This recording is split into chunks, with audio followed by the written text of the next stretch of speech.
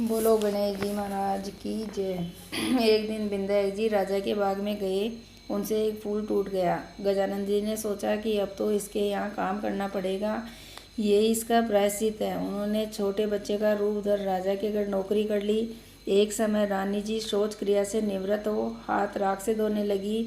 विंध्याक जी ने देखा तो राख डुला दी, वह रेत से हाथ धुला दिए। तो रानी गुस्सा हो राजा से बोली, ऐसा नौकर लाए हो जो हर काम में टांग अड़ाता है। राजा ने डांटा तो बालक बोला कि अशुद्ध हाथ भी कभी राख से धोते हैं क्या? राख में तो लक्ष्मी होती है। राजा बोला कि बात तो सही है। एक दिन राजा जी बोले कि गजानन रानी को पुष्कर स्नान करवा ला। दोनों पुष्कर गए तो रानी लोटा लोटा नहाने लगी। गजानन ने हाथ पकड़कर रानी को डुबकी लगवाकर स्नान कराया। रानी ने महल में आकर राजा से शिकायत की कि बढ़िया गजानन लाए हो जो मुझे पुष्कर में डुबो देता। राजा उसे डांटने लगे तो गजानन बोला, राजा जी पुष्कर जाकर तो डुबकी लगानी चाहिए, लोटे लोटे नहाना तो घर पर ही बहुत है। राजा बोला कि बात तो सही है।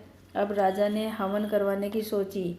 हवन में बैठने के समय गजानंद को भेजा कि तू रानी को बुला ला। गजानंद गया और देखा रानी ने काले नीले वस्त्र पहने हैं। गजानन ने वस्त्र फाड़ दिए। रानी रूठ गई और आई ही नहीं। राजा बुलाने आए तो रानी बोली कि ये गणेशा मेरे साथ भद्दा मजाक किया है। राजा ने फटकार लगाई और बोले कि क्या कुबुद्धि करी है तूने? तो गणेशा बोला कि राजा जी कभी काले नीले कपड़े पहनकर हवन में बैठते हैं क्या? लाल चुंदड़ी पहननी चाहिए, इसलिए मैंने फाड़ दिया। राजा ने विचार किया, बालक छोटा है पर होशियार है। हवन में बैठने लगे तो गणेश स्थापना में देर हो गई। राजा ने कहा, गणेश जी बैठो। गणेशा बोला, राजा आंखें बंद करो। इतने में गजानन जी ने दर्शन दिए। ऊंद उंदाल्या धूंद उंदाल्या ओछी पिंड्या हे झनकारा, और राजा के खूब अनधन लक्ष्मी भंडार कर दिया।